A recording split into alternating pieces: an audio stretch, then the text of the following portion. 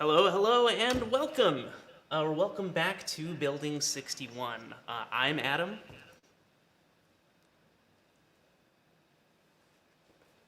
I'm Zach. I'm Robbie. We're stoked to have you here. Big news, big news. We are returning to in-person programming for the first time in over a year, which I am absolutely stoked about. I know a lot of you out there have been asking us almost every day when this is going to happen, and we finally have a date. We have a date. In fact, those of you that have been looking at the calendar and asking how come no more laser or 3D printing access, it's because we've spent the past couple of weeks getting things ready to go live and in person back in the space with human beings. Something that we have missed dearly and are super excited about. And we're going to reopen. We'll tell you later. I mean, everybody's really wondering that. So, a lot has happened. A little bit has happened. Yeah, in the past year and a half. We're down a staff member, so Emily is not with us anymore. We lost quite a bit of budget. So our offerings are going to be reduced, unfortunately, but we're still going to have plenty of friendly faces, instructors that you've seen in the space many times in the past coming to do programs with us. So we're looking forward to that. Also, while we've been closed, we have been working on YouTube videos. You may be noticing you are on our actual official brand new YouTube channel. So subscribe, ring the bell, those things. That helps us out, I think, as a library. None of this stuff is going to be monetized, so it's all for your benefit. Are we supposed to do something like that at this point? I think so. There's something will be in Click one of these this link. folders. Or down Something in the somewhere. description, building61.org. Yeah, finally. And Finally. that's big news. We've been trying to suggest that it'd be easier for patrons to find our content and all other departments' contents at Boulder Public Library for some time.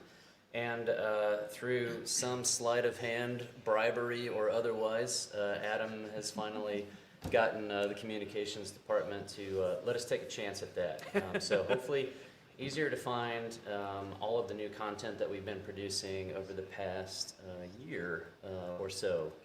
And earlier, so there's actually quite a bit of content that we've produced in the past. High altitude balloon launch videos, various shows and productions that we've put on here. We're stoked to bring those to this channel.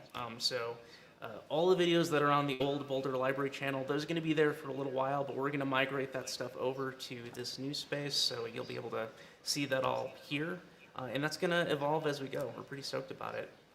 So amongst other things, including video production, we have been busy during COVID times. What are some of the things that you guys remember as a standout moment from, March 13th of last year up until, coming back into the building and beyond? What are some of the weird things that happened that are sort of a direct result of our ability as makers? Robbie's been up to some projects. I made a bunch of masks. I used the video that Emily created, and I made a bunch of masks. I made a bunch of sneeze guards for...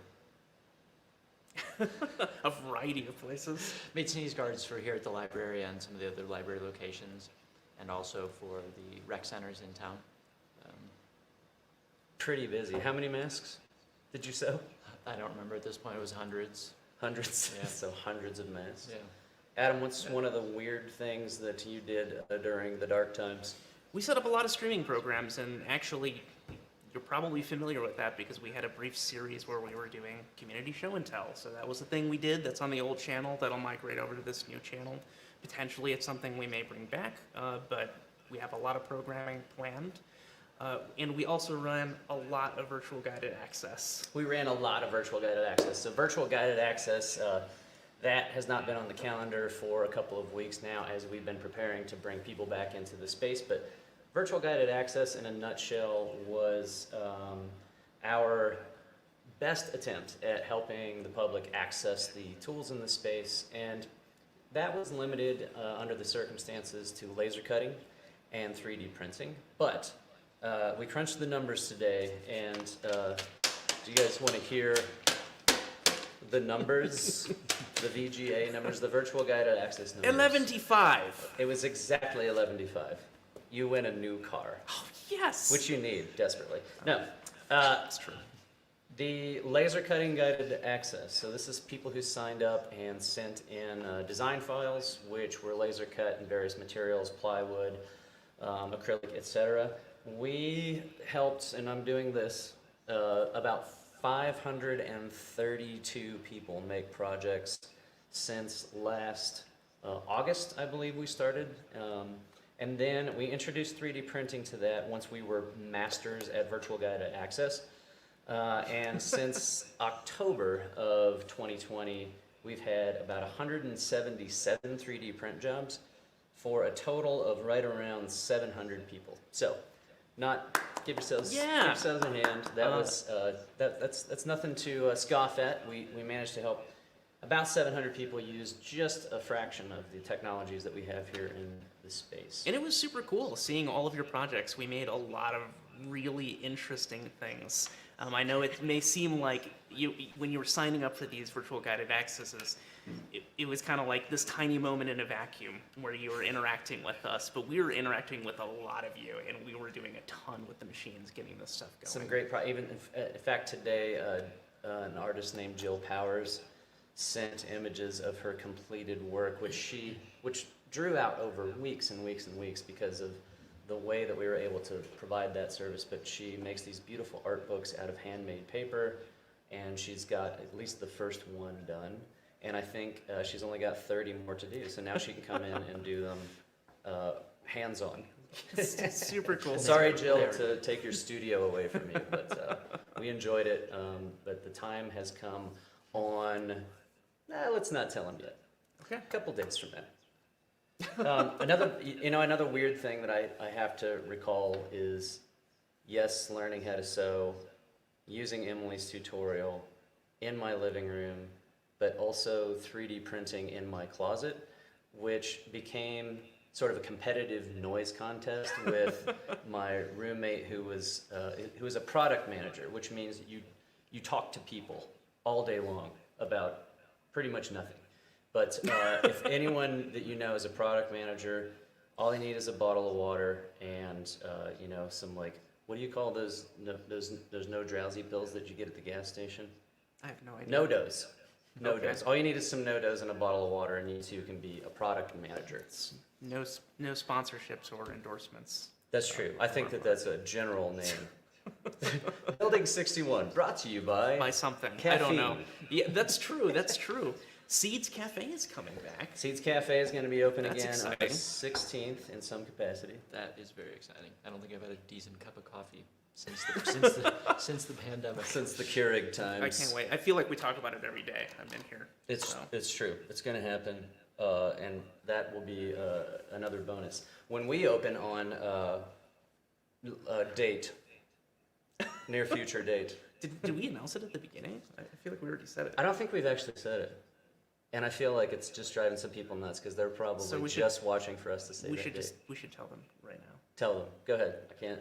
It's June 8th. June 8th is when you can come back into the space.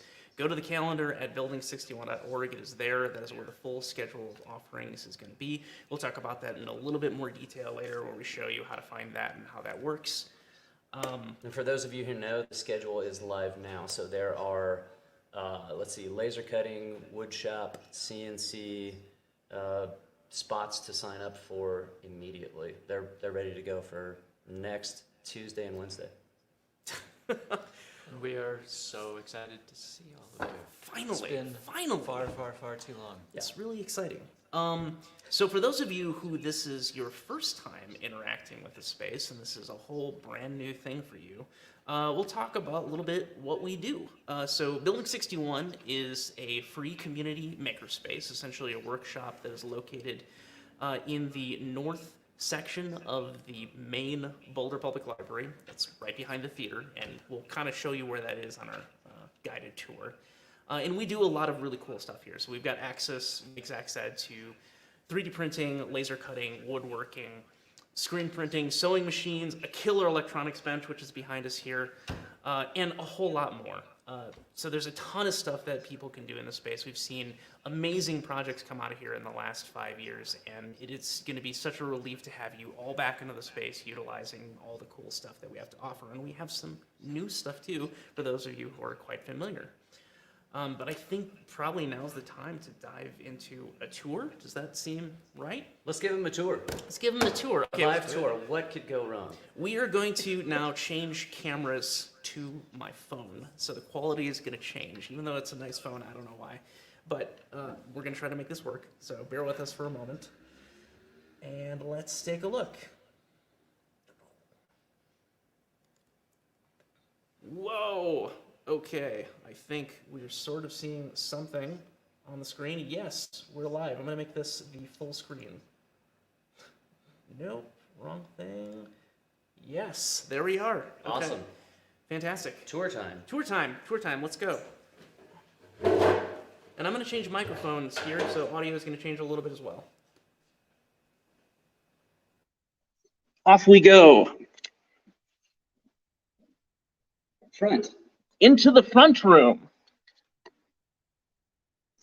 So this is the main entrance of the Building 61 Makerspace.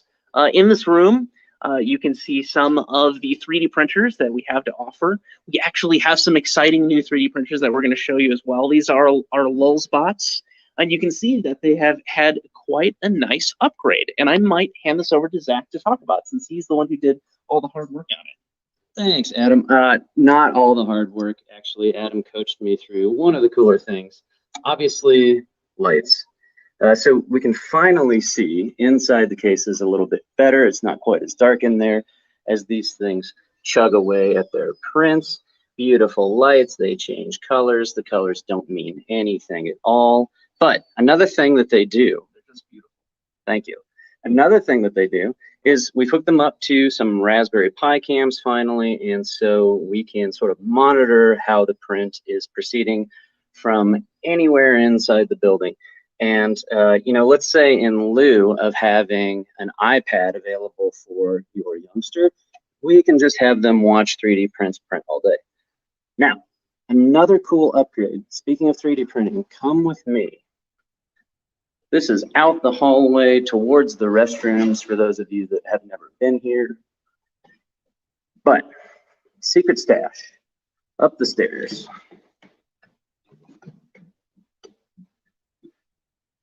It's Boulder, you have to run up the stairs.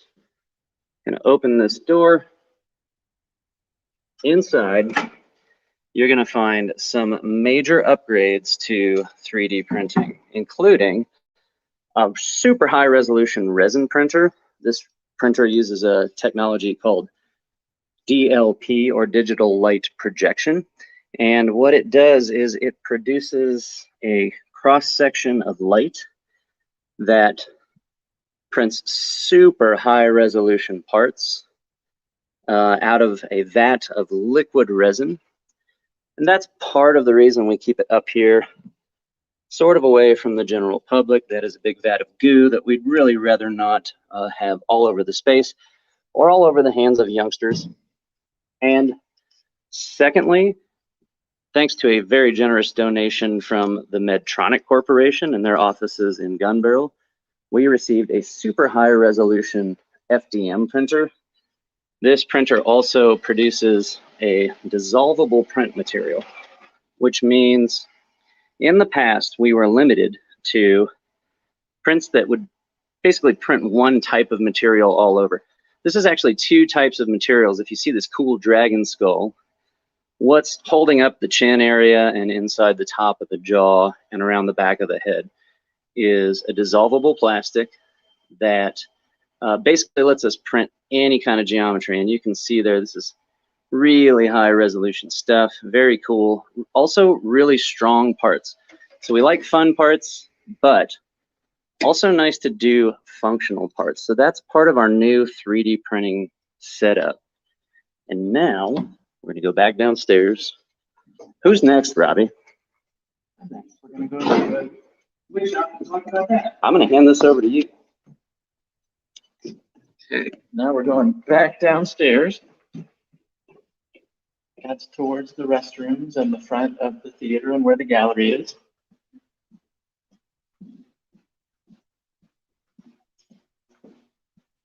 Here's our main entrance. And here's our secondary entrance into the wood shop. And here is our wonderful wood shop. We have a very nice saw stop table saw with the recent addition of this crosscut sled, which is really good for doing wider crosscuts and multiple pieces of the same length. So good. So good.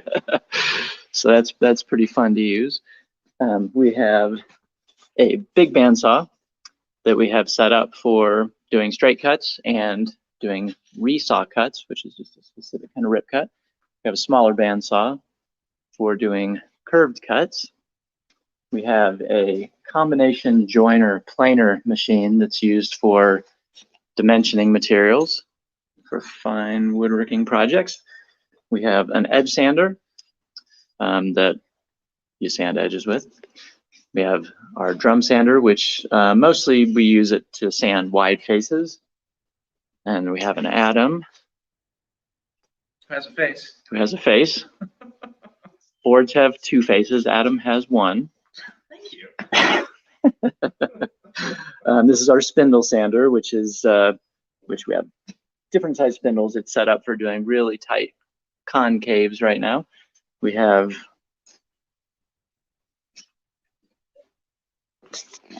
a table router. Over on our bench over there, we also have an palm router.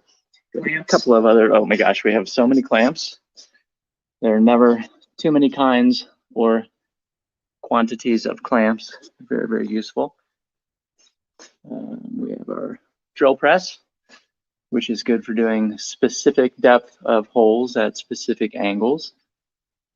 We have a couple jigs for the table saw for doing fancy miter cuts, taper cuts, and a specific jig for doing box joints, chop saw for doing cross cuts, and then a bunch of hand tools. And then we have a really nice track saw for doing straight cuts, and random orbital sander, and chisels and gouges for doing carving, and then jigsaws and drills and drivers and other things.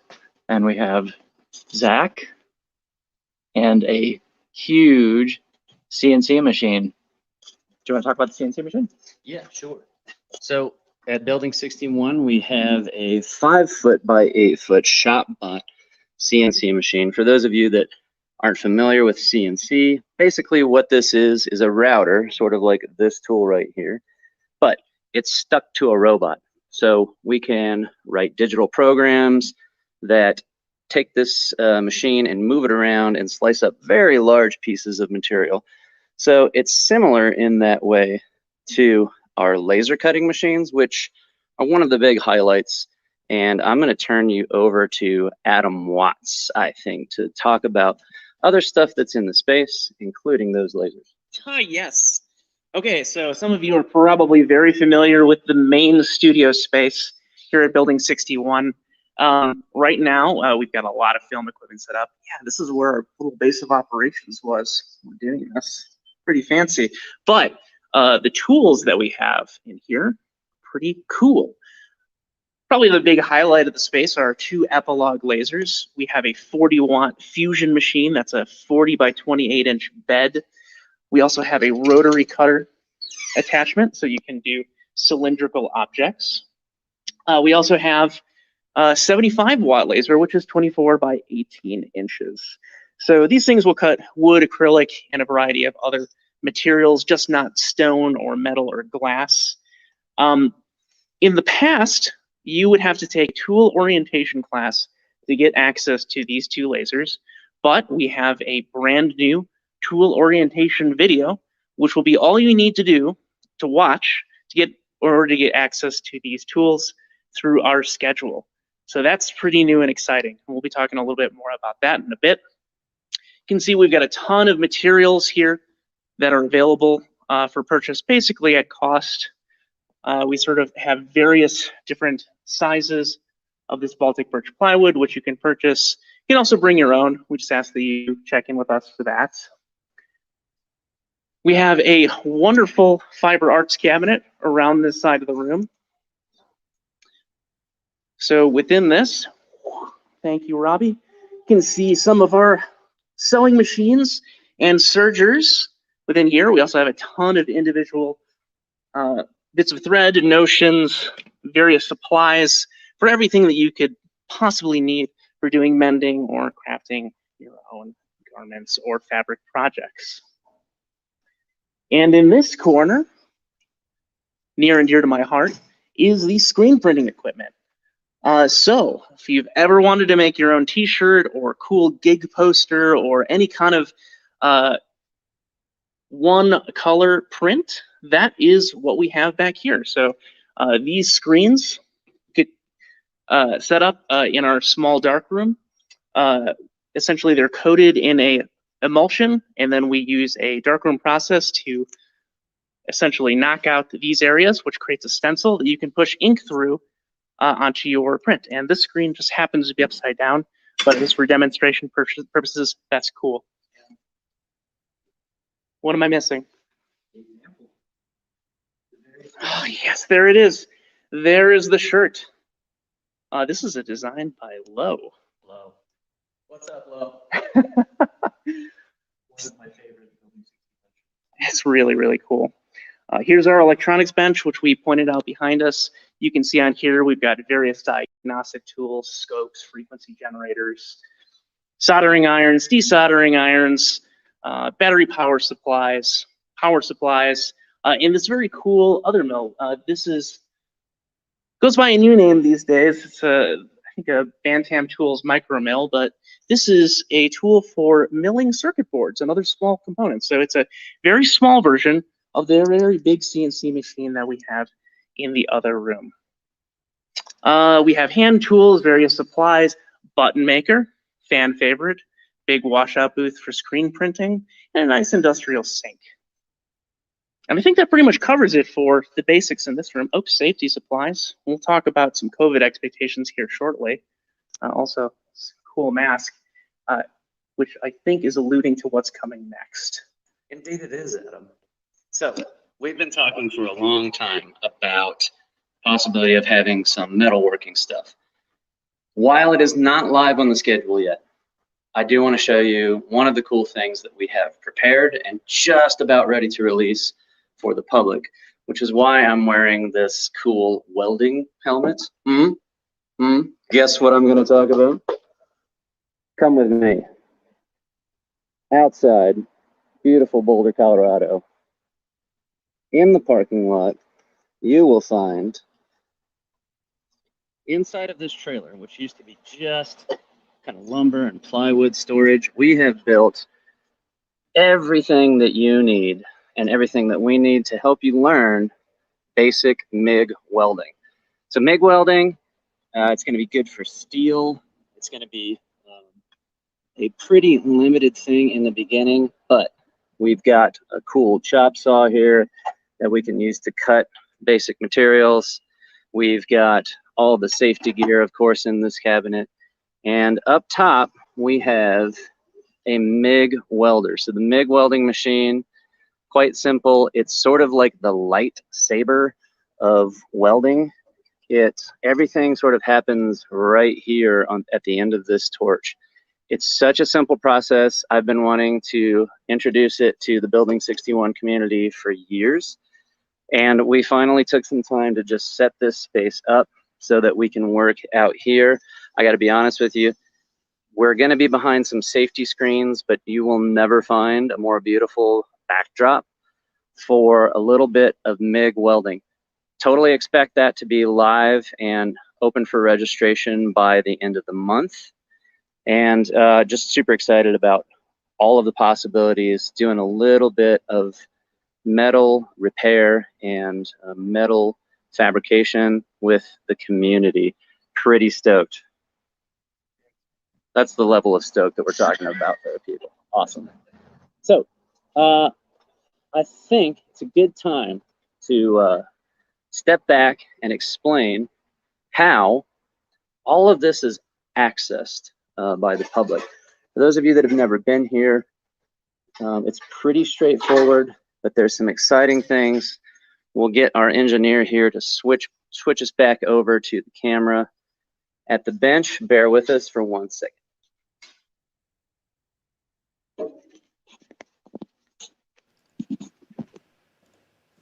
And we're back at the bench.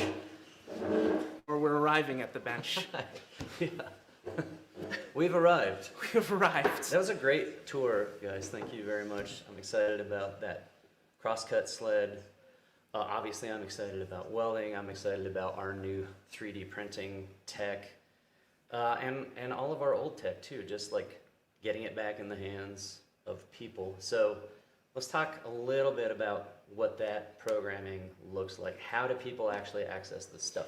Right, so to access Building 61, we have a schedule, and you can locate that at building61.org. That's BLDG61.org, but you've probably figured out that if you're here now. And I'm going to share just how you can find that calendar on our website.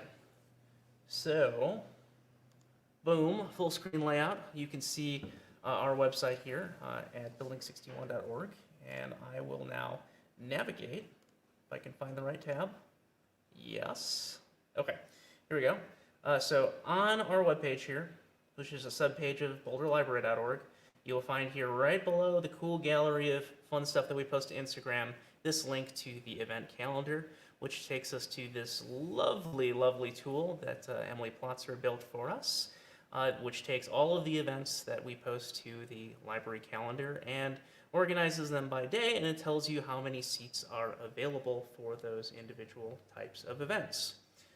So we have a couple main types of events that we schedule in the space. We have, those of you who are familiar, we still continue to run laser cutting guided access. Basically, we run those in slots where there's a number of seats. You sign up for those, and then when you arrive, you basically have that time period to get your job done. We do the same thing for CNC, and we have a new version of how our woodworking works, and maybe you want to talk about that a little bit, Robbie? Yeah, we've changed the structure of how we schedule things in the shop to try to balance out the range of the projects people might be working on. When you look at the calendar, you'll see there's beginning, intermediate, and advanced, and in the description, it'll list what tools fall under what categories, and it's just a way to have multiple people in the shop working on different projects and not wanting the same machines at the same time, and to kind of divide the staff's attention over the space, just to kind of maximize people getting through. The staff. The staff. The staff. So Singular. our Singular woodworking staff. Your entire woodworking staff. How much do all of these programs cost? They are absolutely free. So they cost $0, unless you bring your own materials, in which case you gotta acquire those somehow, or if you wanna buy materials from us, we do sell them for essentially at cost. So like I mentioned over by the laser cutting area, we sell various different types of plywood and acrylic plastic. We do 3D printing for at cost as well, so our FDM printers are 5 cents a gram, the new DLP printer is 5 cents a gram, and the advanced FDM is a bit more, but... It's about 38 cents. Yeah. But the quality jump is about times 38. One does not simply provide free makerspace and materials, Adam. So who's the shout out should go definitely to whom? Boromir? Boromir Sean is Bean the for second- creating a meme? Sean Bean. I was thinking of the Boulder Library Foundation, who are our main benefactors. Yes. Shout out to them. all the awesome work that they've done, especially over the past year to help out our fellow staff workers and to keep us and this place running and to get it back up and running for y'all. Yeah, infinite thanks to the folks in the Library Foundation for making all of this stuff possible.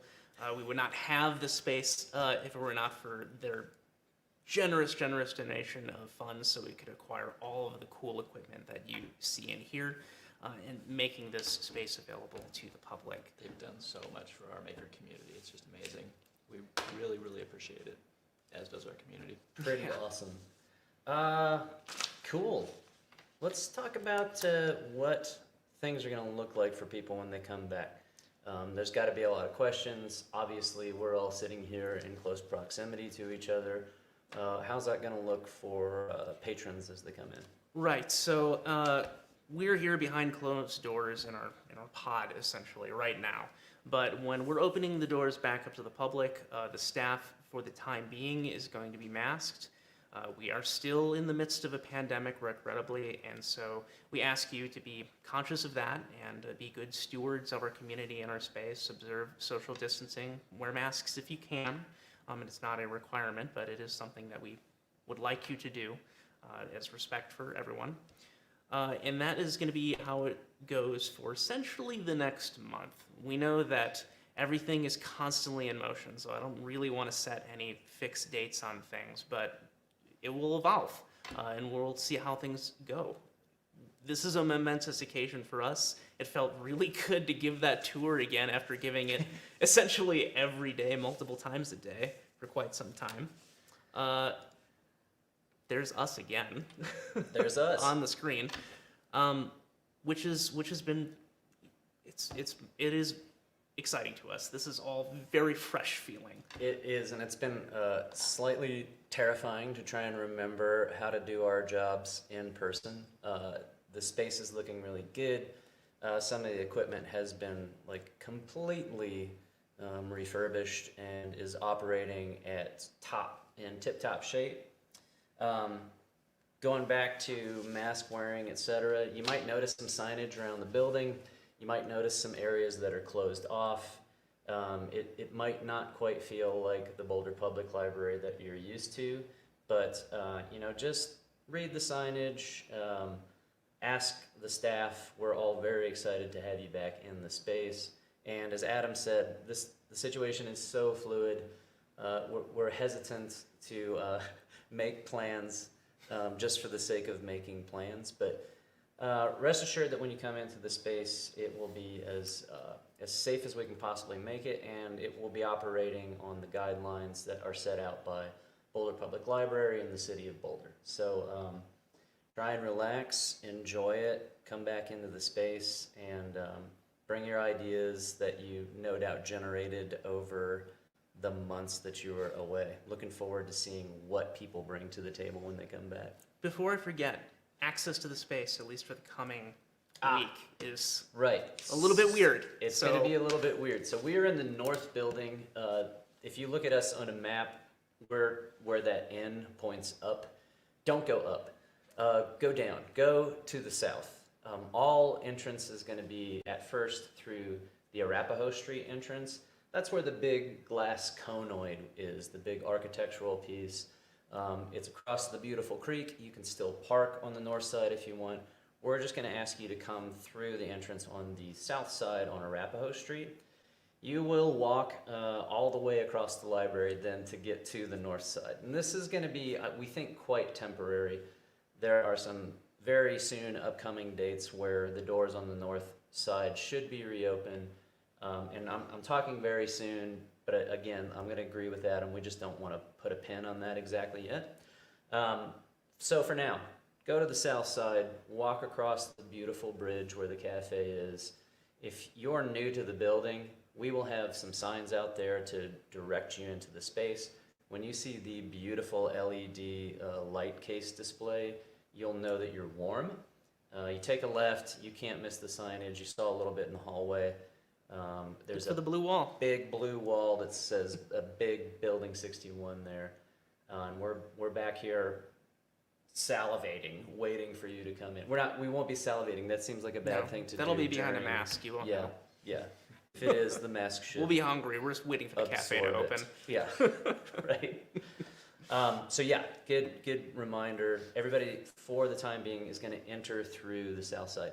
If you have big material, we can tell you, once you come in that way, we can tell you the easiest way to get that material into the space. If you're bringing in a piece of plywood or a big chunk of lumber, don't feel the necessity to drag that through the building unless you just want to be cool, because as always, we think it's awesome when It's amazing. somebody for some reason is walking with like an 8-foot 6x6 down the hallway in the library. It could set off alarms, but not here, not at Boulder Public Library. No, we know where you're going. We hope. Awesome. Have we, all of my note cards are Yeah. done. We've covered the basics. That's all. Is there any Q&A? Do we have anybody out there that wants to chat live? If you're out there, we're here for just a minute longer. If you have any questions, throw them in the chat. We're here for you. Do you want to talk about this visual aid that's been sitting off to the side? I am gonna buy people time to send in some questions over the chat. Noodleman, I'm talking to you directly now. One of the things that we always try to do at Building 61 is to provide visual aids or descriptions of these otherwise kind of black box technologies.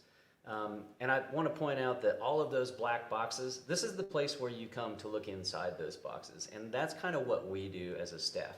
So if you've never come here before, rest assured, if all of this electronic stuff looks crazy and feels a little intimidating, it did for us too once. And the truth is, most of the time that we have practiced our profession here, it has become a process of taking the big jargoning words out of things, explaining things in a very approachable, sort of common sense and plain language way.